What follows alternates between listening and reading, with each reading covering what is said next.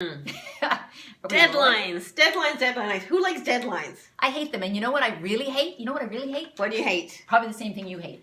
When they slide. They slide. You know when they slide? Those like ever mutable deadlines? You know when you have a client and you're just like, but we decided it's in the contract. I know, deadlines are a great motivator, right? I mean, it's to make people act. And I get more motivated once a deadline, but customers who say, oh, no, that's fine.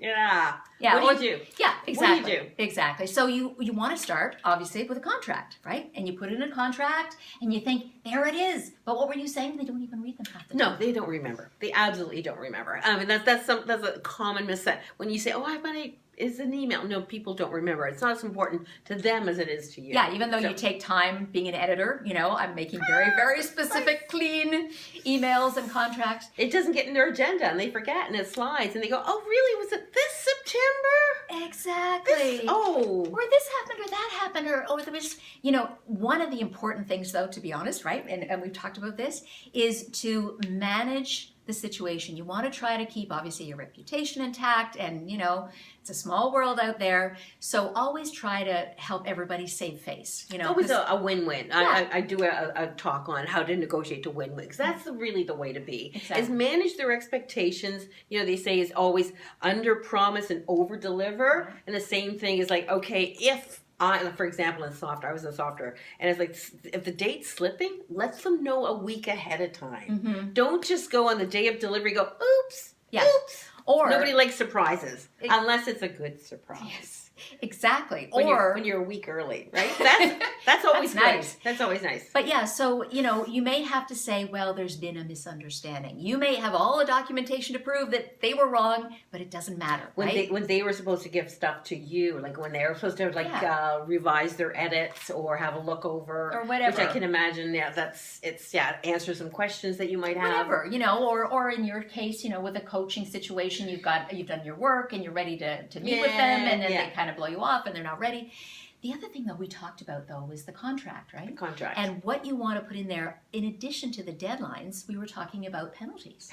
Well, right? I mean, there's things you live and learn, right? Yeah. And if you've been sort of hampered or disadvantaged by people missing deadlines, you can put in consequences. I know a good friend of mine, Helen's a ghostwriter, book writer, editor, and she realized that she used to have three payments. And the big payment was at the end of the book. But when they didn't get back to her, or if they never finished the book, she never got that last payment. So what she does now, which I think Kathy's going to have in hers, is that there's a drop dead date for the payments as well. So this last payment is either when the book or the copy is ready, the website's up and running, or a specific date. Well, this is the thing. I mean, I typically have that date in there, you've got like your payment schedule and so on. And the last payment, is at the end and you expect to know when it is. But I think this idea, but when it slides and slides and slides, that date is that the last payment is like never going to, like, I know some people have been screwed out of their last payment because the book never finished. Well, this is the other thing, right? Is having that in your contract that says whether or not it's done, as a person entering into this, whatever it is, whatever it's a book or anything, or a website is, I've entered into this in good faith. I've done my due diligence and whatever. Have that in your contract, whatever it is that you sell or produce, whatever your service is, and say, I get paid regardless because I have done the work. That is the expectation.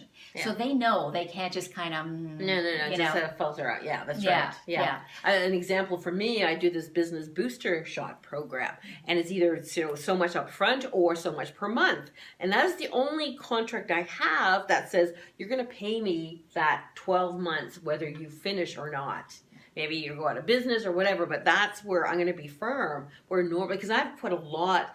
Typically, it's the kind of thing like a gym membership where you go every week and you're talking to these people a lot up front and then it trickles out. But that's where I'm going to be firm and say, well, no, you signed a 12-month contract. You owe me that money. Exactly. Because I put in, it's a special discount program and it's, Yeah, so when you think about what? Yeah, I was going to say, sometimes you have to be a little hard-nosed, right? Yes. You've got to, no is a perfectly acceptable answer.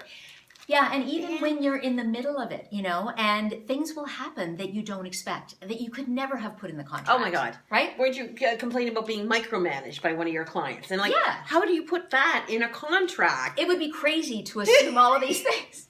And it's like you and I. I mean, we know each other a lot better now. We've done a few shows than we knew before.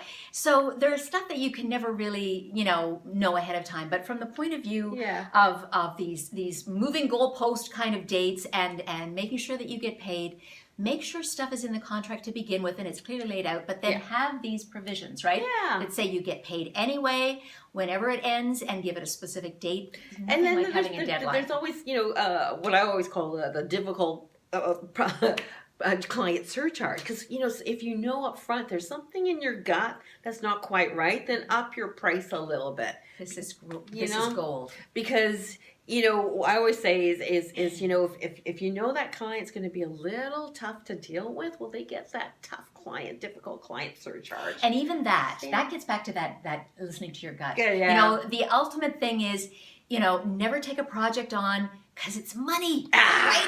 And how many people at every stage in their business periodically fall prey to that and they think, well, at least it's X amount coming in over and above everything else, and I can count on that coming in every month. Right. It's not worth selling your soul or having all the headaches. Doing it for the money. I mean, my last job, I hung on for 2 horrible months for the money. And really, what's the difference between that and a lady of the night? You're doing it for the money. And there's, no. And that's the topic of our next show. How to make money. So, how to hang in there when it's, anyway. We probably will do it. Yes. So you should come back. Yeah. See you next time. Bye. Ciao.